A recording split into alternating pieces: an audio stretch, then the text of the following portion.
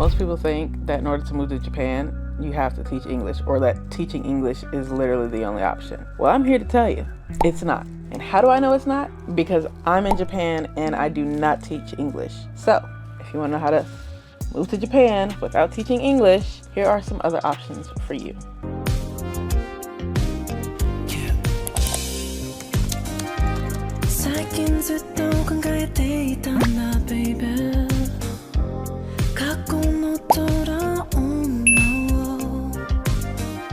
What's up? I'm Sarah and I'm a gamer, content creator, a full-time mom, a full-time working mom actually. I live here in Japan and yeah, so if you're interested in anything Japan related, if you want to know something, most definitely stick around because I plan to put out more videos on information about Japan, how to get to Japan, healthcare in Japan, the type of healthcare I receive, things of that nature, Japan vlogs or any other vlogs for when I travel elsewhere. Yeah, I'm also a cosplayer, so if you want to see some cosplaying content, you can most definitely stick around for that. I live here now with my family in Japan, and it took years. A lot of resilience, no backup plans, but we made it. 1 second. Need some ice, but I don't have any right now, so. Okay. So, when did I get here? I got here November 2023. And the reason why I say it took a lot of years because I started actively applying for jobs in 2020. 3 long years of actively applying and we finally made it. And boy, let me tell you, it was not easy. It was so hard, and the reason why I say no backup plans because I went at it until I got it. Like, I was not going to stop. And yes, a lot of people do go the English teaching route because it's easier, I guess. But for me, it just wasn't my calling, and not a really big fan of the pay that they get. Like, I want the American income, but to live the Japanese lifestyle-ish. I want to live in Japan with the American income. Get the best of both worlds.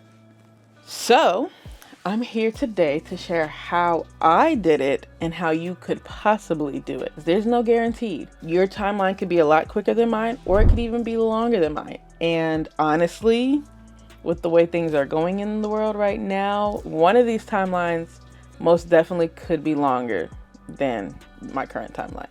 And then the other ways it's possible. Like I said, it depends on, well, actually I didn't say that. It depends on what you have to offer, what you bring to the table, and the type of experience you have in the work field, depending on the work field that you're looking into. So let's go over some. 2020.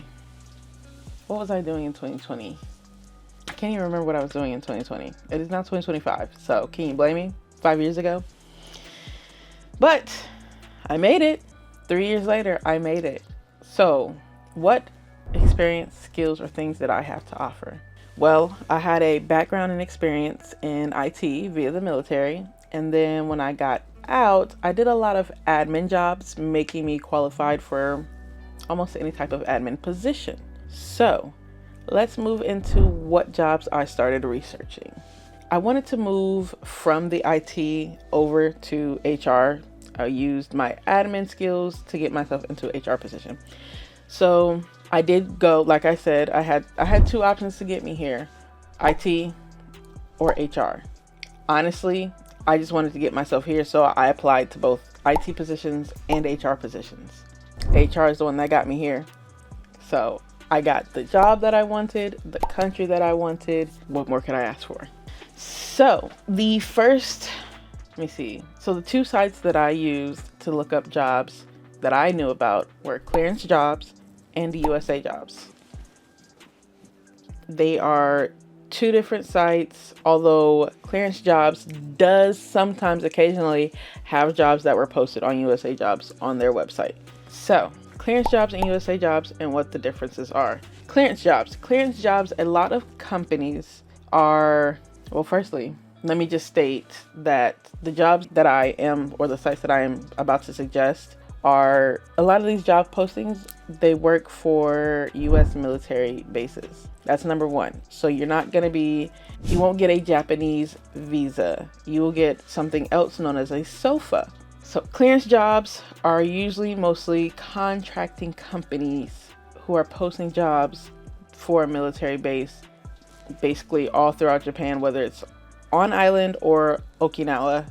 They're just contracting jobs, completely different than what USA Jobs offer. Let me give you an example of a few contracting jobs that you could possibly get that you may be qualified for and you don't even know it. So here are a list of jobs that are not English teaching jobs that can get you to Japan, but they do not get you on a Japanese visa. HVAC, engineer, a regional installation project manager, not sure what that is, an industrial engineer. We've got, let's skip some of that. So those are a lot of engineers, things like that. IT, which I mentioned before, senior system administrator, a lab manager, a site manager, strategic operations planner. Then I saw the other day that there were some life family counselors for the military, logistics management, air traffic control, aircraft mechanic, security specialist, medical coder. There's a lot of medical coders that have just popped up, supervisory.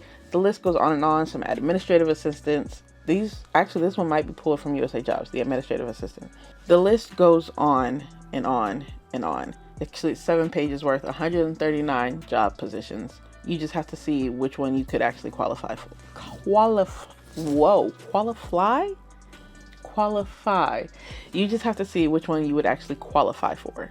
Okay, so that is clearance jobs. And all you have to do is easy.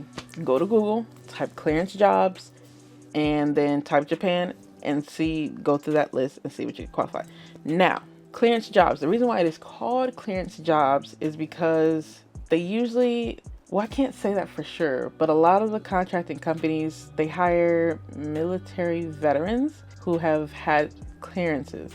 But there are some that will hire people who have the experience and knowledge and then get the clearance for them. But all of these jobs listed, you have to get a security clearance, which means they will do a background check and a whole bunch of other things to make sure that you're able to be on a military base and even access the installation or things like that. Clearance jobs. The other site that we mentioned before is USA Jobs. Let's talk about that one. So what makes clearance jobs different than USA Jobs is a lot of things. USA Jobs, it's a federal government position, aka known as the GS position, aka the positions that are currently in fear of losing their jobs, which is also why I said with the things going on right now in America, your timeline might be a little bit longer than mine if you go that route. I was selected. I applied to my current position via USA Jobs and got it. But so for the current position that I worked, I utilized USA Jobs. And I don't know if you remember me saying that your timeline could technically take longer than mine due to what's currently going on in America, the world, whatever. And here's why. So USA Jobs is for federal job postings, federal jobs, GS employees, a few NAF people, I think are affected by this, but mostly GS employees, federal workers. So the reason why your timeline may take longer is because a lot of the jobs, yes, they are posted. Yes, you can apply, but as of right now, there is a government hiring freeze. So that means even though they're still posting the jobs, right now they can't hire anyone. They can most definitely look at your applications, they can most definitely interview you, and they can most definitely set your resume to the side. But until things clear up over there, you ain't getting up in here. Oh wow, that was my phone that just fell. Yes, until things clear up over there, you most definitely ain't getting up in here. But like I said, some of them are still interviewing and selecting, and they're just like, hey, I know you applied to this job. Here's a job offer. If you choose to accept it, cool, but we can't bring you over yet until, So yeah, just aside from that, it is very hard to even get in the GS door. Like if you know someone or if you've heard of someone talk about GS and how hard it is to get in, let me tell you, even if you know somebody, it's still hard to get your toe can barely get in the door. 3 years. It took me 3 years. And I knew some people in the GS world. Still took me 3 years to get in, but in the end the 3 years was worth it because I was able to do some other things, so I'm not really complaining. God's plan, God's timing. So what really makes it hard for GS? So I am prior service, so I get veterans preference, But to get a job overseas, you are competing with what they call mil spouses and or military spouses. Military spouses, they get priority over everyone because they uproot their lives in the state to join their service member in this country. And if they want employment, they are going to get picked first. So it goes mil spouses, disabled veterans, then everyone else. Yes, sucks to suck. So even with my disabled veteran preference status, it still took me a very long time to get here. But like I said, God's plan, and I eventually made it. And I kind of want to tell you the backstory to that. So because of the whole mil spouse thing, yes, I applied to a lot of jobs on USA Jobs. Yes, I was qualified, very qualified for a lot of the positions I applied to. But unfortunately, I was not selected. What I mean by selected, actually, there's two ways to not be selected. The first step that you have to get through when you're applying to the jobs don't go directly to the location. How did I say? Let me think. When you're applying to the jobs, they are getting sent to a location in the States. Without giving away too much, they're getting sent to a location in the States. The location in the States then uses the automated system that filters through resumes, then boots people out. Then they filter through again, and they're like, okay, let's see who we aren't going to send over to these hiring managers at said location, aka Japan, said location, Japan. So I applied to a job. It got sent somewhere to the States. They went through. They chose to not send my resume, my information to the people here in Japan. So a lot of the times that did happen. And then there was like 2 or 3 times where I was referred to a hiring manager. One instance, my resume was sent over. I was never contacted. Second instance, my resume was sent over. I was interviewed, but I guess they were looking for someone in the local area, but the job posting didn't say that. So I applied. So I was not selected. And then the third time is it's quite crazy, and I still can't wrap my head around it. And I still try to ask questions because I am curious as to how it happened, but I know how it happened.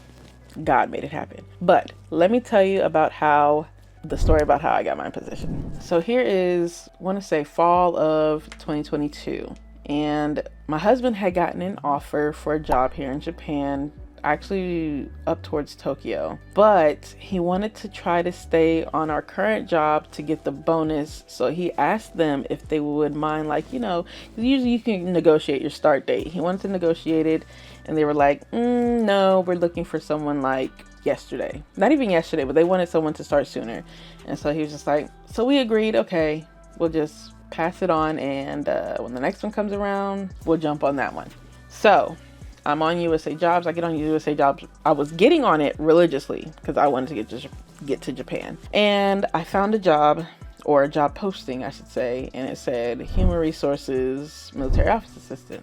So I was like, oh, okay, cool. I put in my resume, I select all my qualifications. You take a self-assessment, which a lot of people rig the system and put expert on everything, and that helps them get selected too. I don't do that because I feel like, okay, what if one day they actually decide to check you and then you're caught red-handed not being an expert? And my integrity, I just couldn't do it, so I never do. But I didn't put expert on everything, and I sent it up. This was in December of 2022. Literally like the very last week of December. Literally 5 days later in January, I receive an email notification. You're qualified, but you were not referred. Once again, 3 years later, and I don't know how many applications later, it was another rejection. And I think at this point, did I give up? I was just like, okay, I think I'm going to take a break from applying just for a little bit, because after a while, it gets to you after a while, just trying your hardest to get there. So I was like, I'm just going to take a break. So that's what I did. I did not apply anymore for a while, nor did my husband. So time is going on, just chilling, hanging, getting ready to go on vacation to see my friend that's in Europe. And I receive an email, which this email I thought was very suspicious. I thought it was a spam or a scam or something. The email was stated, congratulations, you have been selected for an interview. And I was just like, okay, wait, what? I was selected for an interview. I didn't apply to anything. So I look at the email in more details, and I'm like, huh. I was like, wait, is that the job that I was told that I wasn't referred to back in January? So of course I get on USA Job, pull up my profile. Any job that I don't get referred to, I just go ahead and archive it, because that's the end of that. No, what I'm about to tell you, I've not ever experienced in the 3 years of applying. So I close the door on that. So I archive it so I don't have to see the many rejections that I have in my folder, and just stick them off to the side. So I go back, I look at the archives. It was literally the one that I applied to at the end of 2022. And I was just like, I look at the email. It has the information. I look at the job posting. It's like, this is the one that I applied to. This is also the one that said I was not referred. So I'm confused as to what's going on. But I was like, okay. I respond to the email. They didn't even tell me, they didn't even let me pick a date or a time. They were just like, this day is your interview and this is what time it is. So it was July. They set my interview for the very beginning of August, and I don't remember what time it was. I was in Kuwait, so they did it based off JST time. So I had to like figure out the timeline. I actually called off of work at the current job that I was at, and so I could do the interview. So interview came time. I did the interview. There was like a lot of people in the room, you know, asking questions. It was a very weird interview. A board interview. It's almost like I was back in the military, where you're in front of the board trying to either do a promotion board or a soldier of the month, quarter of the month, where they just drill you with questions and you have to know the answers. That's what it felt like. Very, very much reminded me of the military. But then again, these were military people interviewing me, because those are the people that I was going to work for. So I did the interview, and they was just like, okay, we'll let you know in XYZ amount of days. I forgot how many days. It was like a very short turnaround. And I was like, oh, okay, cool. So the day that they said that I would know, I didn't hear nothing. And I was just like, okay, I'll just wait till next week and send out an email to see. So the following week came. I sent an email like, hey, you guys said I would hear back about the position, da da da da. I get an email from the HR saying, yeah, you'll find out via USA Jobs if you get the job or not. And I was like, oh, okay, my fault. I just assumed, because, you know, that's what they said on the phone. So I was like, okay, cool, let it go. Then about a week or so later, I received an email with a job offer. You guys, we finally did it. We finally were selected, and it was all thanks. All thanks goes to him. All praises go to him. A door that was closed, he reopened. An opportunity that we thought was gone from us was given back. And we did it, and we finally made it. So I go through, I look at the job offer, things like that, yada, yada, yada. I look at, you know, benefits that are being offered. I'm not going to discuss some of those benefits, because I don't think a lot of people get the same benefits or the same stuff offered to them due to different circumstances. So I'm not going to go into details about all of that, because then I don't need them coming like, hey, you exposed this, that, and the third. I don't need them coming for me. So, but one benefit that is offered to everyone is relocation expenses, i.e. your plane, your housing move, the moving of your household goods, yada, yada, yada. So I get the job offer August. So then it took 3 months to get from Kuwait to Japan. I accepted the job in August, did all the onboarding. October came around. They were like, okay, hey, when do you want to fly out here? And I'm like, well, it's already October, and I'm not quite set up or ready to go just yet. So beginning of October. So I was like, beginning of November. So as it gets close to the beginning of November, it takes a while to get my orders. In the current country I'm in, once I was to quit my job, I had to leave that country, because my visa would just be no more. So I was just like, okay, so I'm not going to put in my notice, 2 weeks notice, until you guys are like sure when you're going to get my orders. So the first date that I was supposed to leave came up. The orders weren't ready, so I didn't put in my notice. But I did let my supervisor know, like, hey, soon I will be doing this, that, and the third. So he's like, okay, cool. Just put it in paper and email it to me. So then the second time it came around, the orders finally came around. Cool. 2 weeks. Now I've got 2 weeks. My current job, technically they do pay for your return back to the States, but I wasn't going back to the States. I was going to a whole nother location. So I had to fill out some papers stating that I don't want to utilize their return thing, money or whatever. And then my current job was going to pay for my flight from Kuwait to Japan, but I was supposed to go through I forgot, DTMS or whatever it's called in the Army. I can't remember, because I was working on an Army base. I was supposed to go through them and book my ticket. So Gotta love the military. They waited a very long time to tell me that, oh, we don't service to that location because it was a Marine base and they only service to Army/Air Force bases. So literally like the day of or the day before, it's like a Friday. I have to leave a Monday and it's like Friday and I'm like, oh great. That would have been nice to know long before I need to fly out of here.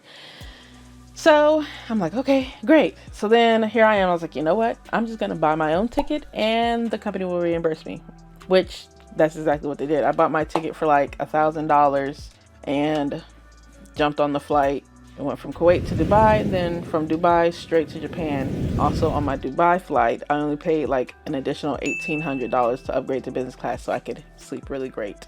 Most definitely worth it. So in total for my ticket, I spent $2,800 and I was reimbursed $1,000 because that's originally what was going to be covered to begin with. So out of pocket, I only paid $1,800 for business class tickets.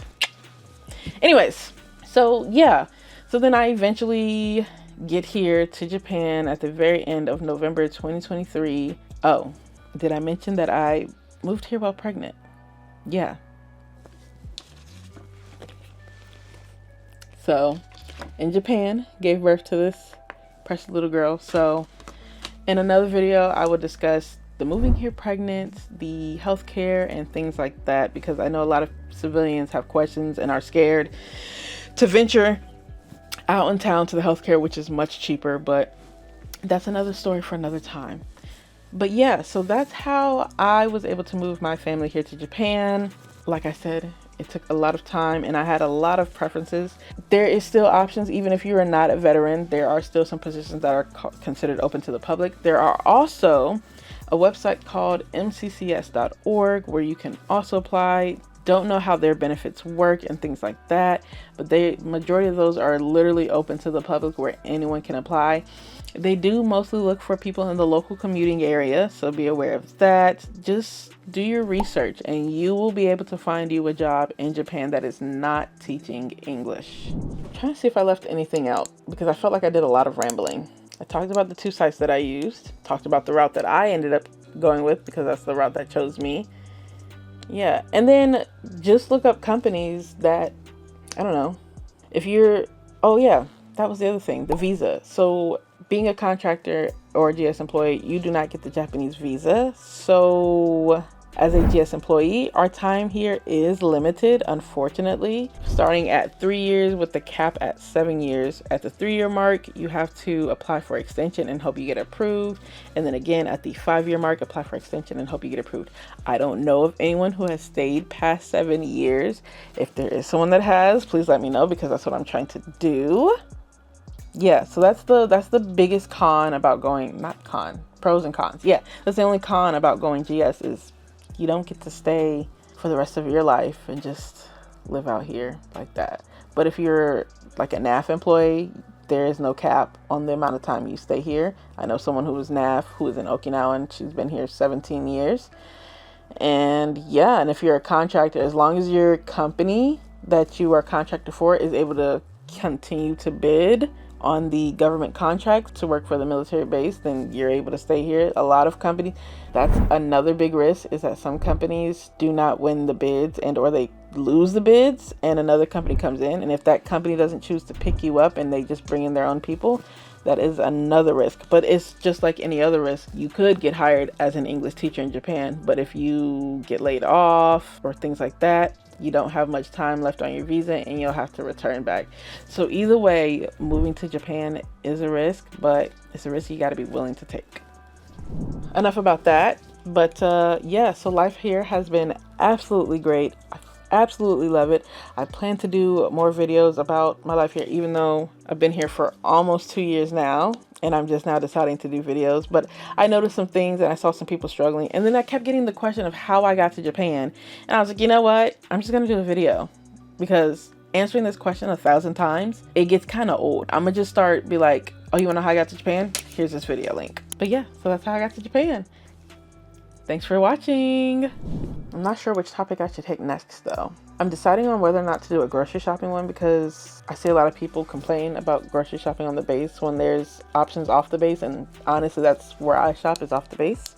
and it's really easy and they think it's scary or that they can't find something. And I found a lot of the things that they claim they cannot find. So I'm considering doing that next. If you are here located where I am, let me know what you would like to see next, and I got you covered.